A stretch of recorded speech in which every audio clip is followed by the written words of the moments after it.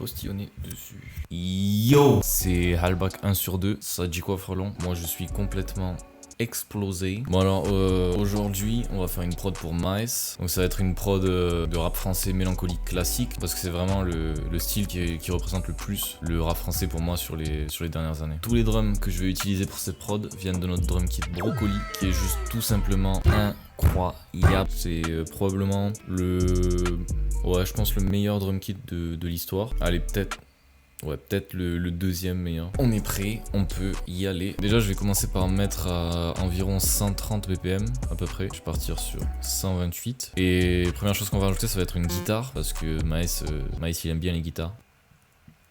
Ok, ça met un peu de temps à charger. Non, toujours pas. Ok, je vais aller me chercher un truc à boire en attendant. Bon, toujours pas. Je crois que c'est un échec. À la tienne. Ah, c'est dégueulasse. On va réessayer d'ouvrir ce plugin de... Donc pour faire cette mélodie, je vais utiliser Ample Guitare M. J'ai déjà utilisé dans le tuto Travis Scott. Ce que je vais faire, c'est que je vais prendre mon pack de suites d'accords. Donc là ici, j'ai une quinzaine de suites d'accords que j'ai récupérées sur des sons, ou alors des suites d'accords que moi-même j'ai fait. Quand je sais pas trop quoi faire, je pars là-dessus et ça m'aide à créer une mélodie. Enfin, je vais partir sur celle-là parce que c'est un truc un peu classique de rap français, mélancolique, tout ça. Donc c'est ce qu'on recherche ici. Donc je vais l'essayer à différentes notes et je vais voir laquelle me plaît le plus.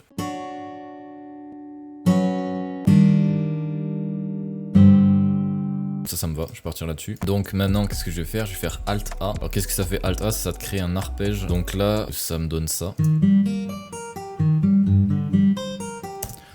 On va pas se mentir, ça pue la merde, bien comme il faut. Déjà, première chose que je vais faire, je vais sélectionner toutes les notes et je vais les rallonger déjà, ça sera moins moche. Ok, c'est déjà pas mal. Ça c'est mieux que tout à l'heure, c'est ça que je veux dire. Du coup là, ce que je vais faire, c'est que je vais essayer de rajouter, de déplacer, d'enlever des notes. Mais je vais me servir de ce que j'ai maintenant là comme base de ma mélodie. En fait là, je vais commencer par essayer de rendre la mélodie plus de la partie grave jolie. Et une fois que j'aurai quelque chose qui me plaît dans les graves, je vais venir rajouter des notes aiguës pour donner plus de rythme et plus de couleur à ma mélodie.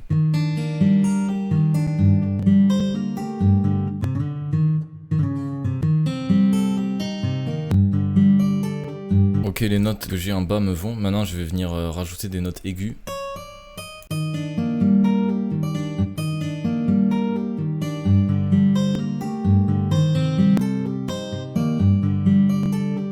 Ok, là ça me va ce que j'ai. Maintenant je vais essayer de jouer avec la longueur et le volume des notes pour pas que ça soit si monotone, tu vois. Genre cette note là, les notes plus aiguës, tu vois, qui tapent en même temps que les notes graves, je veux qu'elles soient plus en retrait. Souvent je fais ça, je les mets moins fortes.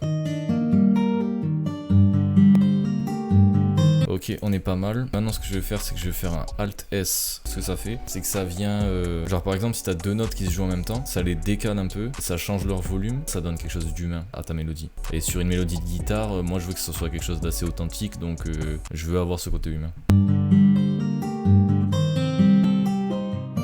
Ok, et maintenant dernière chose, je vais faire un Alt R. Ce que ça fait, c'est que pareil, c'est dans le même esprit, ça donne un volume aléatoire aux notes. Genre par exemple là, si je bouge le bouton, tu vois que les notes elles descendent, mais pas uniformément.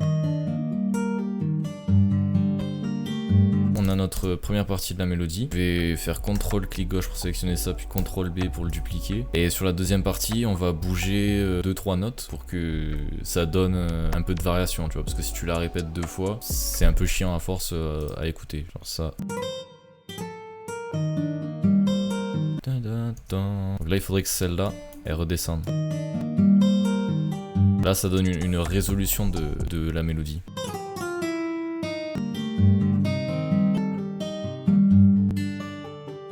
Ok, bon, on a notre mélodie, on balance ça dans le mixeur, je vais normaliser ça. Alors je vais mettre un RC20, RC20 qui est très cool pour les textures un peu vintage et tout ça là. Moi je mets toujours ce preset vinyle 3 et j'enlève le noise, parce que le noise c'est le bruit du craquement du vinyle. J'aime pas trop l'avoir sur mes instruments.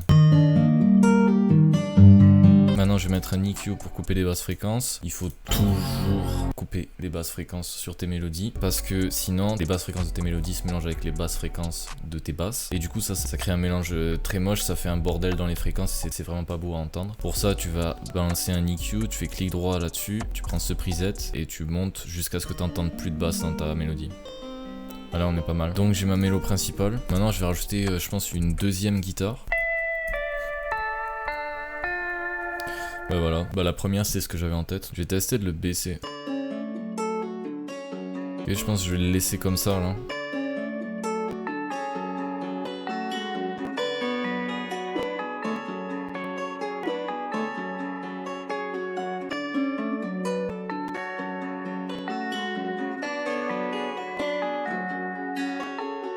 Ok, la mélo me va, je vais balancer ça dans le mixeur, on va rajouter des effets dessus. Un truc que j'aime bien mettre sur mes guitares, j'aime bien mettre le panner, donc ça fait cet effet là.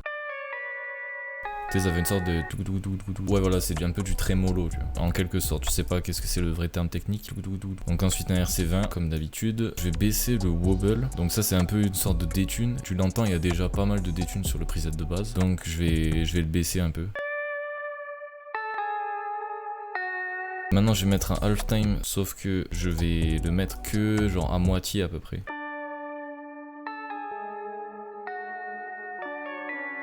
Souvent le fait de mettre un halftime avec juste la moitié, ça rend cool. Enfin je trouve perso. En fait ça donne une nouvelle mélodie en plus gratuite. Donc bah tu prends quoi, c'est gratuit. Maintenant comme d'hab je vais mettre l'EQ pour couper les basses fréquences. Alors maintenant je vais mettre des voix, donc je vais rajouter Exhale, qui est une super banque pour faire ça.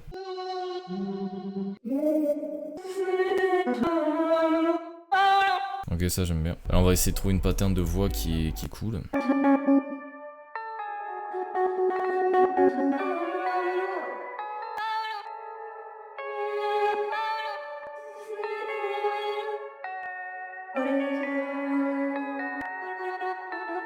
Ok, ça me va. Maintenant je vais rajouter des effets dessus. Je vais mettre la même chose que je mets tout le temps sur mes voix, c'est-à-dire à balle de reverb.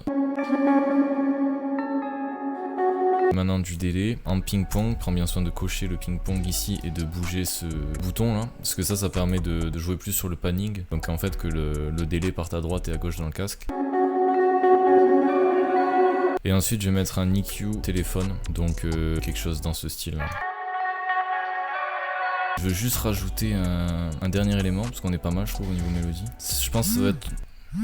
Attends, il y a Maes qui m'appelle. C'est comment mon frère? Bien quoi? Bah tranquille là, je suis en train de prod là. Tu t'entends un truc, t'as capté? Envoie-le-moi. Bah vas-y, je t'envoie ça quand j'ai fini. J'attends, ça fait des années frère. Enfin tu forces là un peu, genre ça fait genre 10 secondes. Envoie-le-moi. Oui, je t'envoie. Oui, ciao. La bise. Bon désolé, hein, c'était pas prévu. Maintenant, comme je disais, je vais rajouter un dernier élément. J'aimerais bien une flûte, mais une flûte trafiquée. J'en ai une en tête que j'ai déjà utilisée. Je me rappelle plus comment elle s'appelle par contre. Voilà.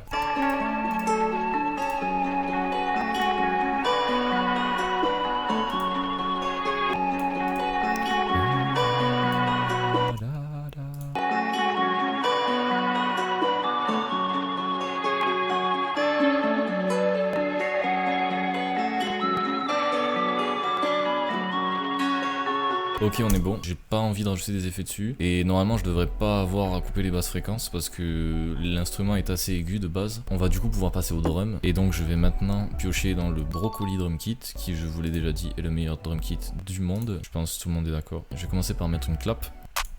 Donc voilà, celle-là. Maintenant, je vais mettre des hats. Il y a un truc que j'aime bien faire avant les snares, c'est mettre une note aiguë ici et une note grave là. Je trouve que ça donne du rythme à ta ligne de hâte sans que tu aies besoin de faire des rolls chelous.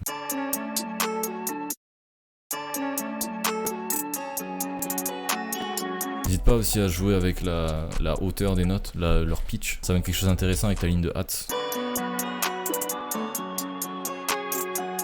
J'ai fait ma première moitié. En vrai, ouais, tu prends ta ligne de hâte, la première moitié, tu la recopies sur la deuxième partie. Tu peux changer un ou deux trucs ou même rien changer. Franchement, 99% des gens qui écoutent la prod, ils vont pas capter, ils s'en foutent. Maintenant, je vais mettre un kick, celui-là que je mets tout le temps. Donc, bien sûr, je le mets tout le temps au max ici et ensuite ici, environ comme ça. Je vais mettre en B, parce que j'aime bien mettre mes kicks de temps en temps en B.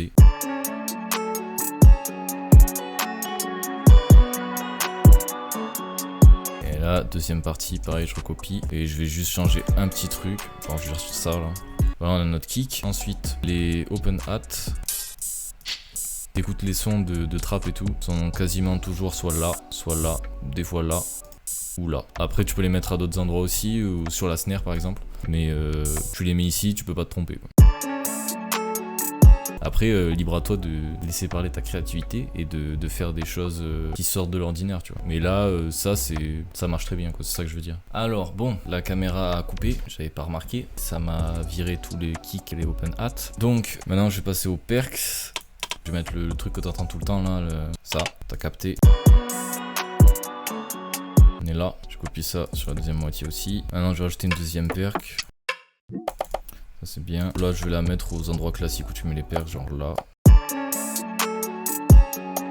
Ouais c'est bien comme ça. Du coup je recopie ça sur la deuxième moitié. Hop, je vais mettre plus fort parce qu'on n'entend pas trop. Ouais, là on est pas mal pour les perks. Maintenant je vais rajouter une basse. Je vais prendre une sub parce que la sub c'est juste la valeur sûre dans ce genre de prod.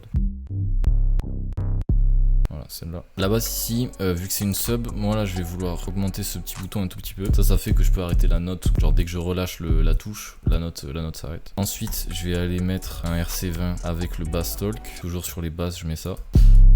Je vais le baisser un peu parce que là c'est vraiment vénère. Comme ça. Donc ouais, le bass talk ça rend les basses plus puissantes. Je vais rajouter un tout petit peu de distorsion parce que la basse on l'entend pas vraiment. Bon là, quand même, faut pas abuser. Et je vais aussi venir booster les fréquences mid, comme ça à peu près, pour la même raison. Voilà, comme ça, là on est pas mal. Donc maintenant je peux faire ma ligne de basse. Là je verrais bien un slide, donc je vais reprendre les mêmes techniques que j'avais dit. Donc c'est-à-dire que tu commences ta note de slide assez bas. Tu mets un slide vraiment court, genre tu prends le 1/4 là, ici, et tu fais un peu plus petit que ça. Un truc comme ça, c'est pas mal. J'aime bien là, quand ça remonte. Ouais, c'est stylé, je vais garder ça. Ok, là je repars là-dessus.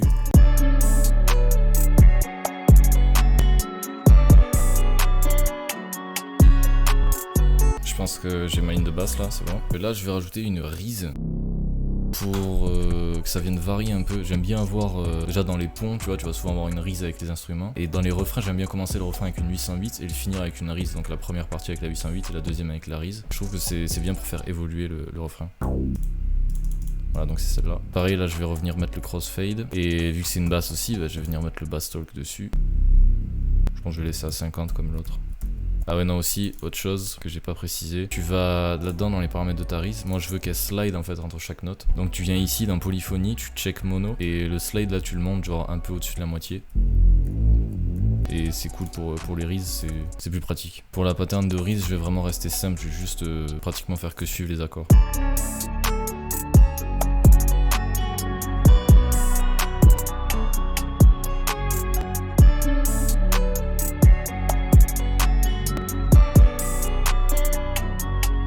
On est bon pour la rise. J'ai oublié de mettre une snare. Là on va être très classique mais bah, ça marche quoi.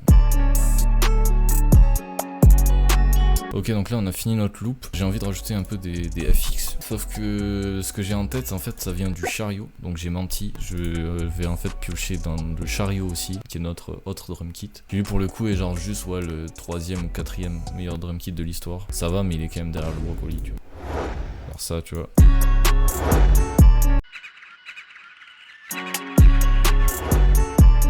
Ce truc là aussi que j'aime bien mettre pour donner de l'impact au début de la pattern.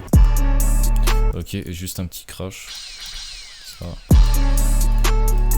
Et ça y est, on a notre boucle. Maintenant j'ai juste à faire la structure et la prod sera vraiment terminée pour le coup. Première chose à faire quand tu es sur le point d'entamer la structure, tu vas aller ici sur ta pattern, tu fais clic droit dessus et tu vas sur split by channel. Ce que ça fait du coup, c'est que comme tu vois, ça vient de te créer une pattern pour chaque élément de ta pattern d'origine. Tu balances tout là-dedans, tu fais plus pour passer à la pattern suivante et ensuite tu sélectionnes tout ça, tu fais CTRL B jusqu'à arriver très loin. Donc là tu as tout ça et maintenant pour faire ta structure ça va être beaucoup plus simple. Tu vas juste avoir à supprimer des trucs. Donc là j'ai plus qu'à organiser tout ça. Je fais ça vite fait et je te retrouve quand j'ai fini pour la fin.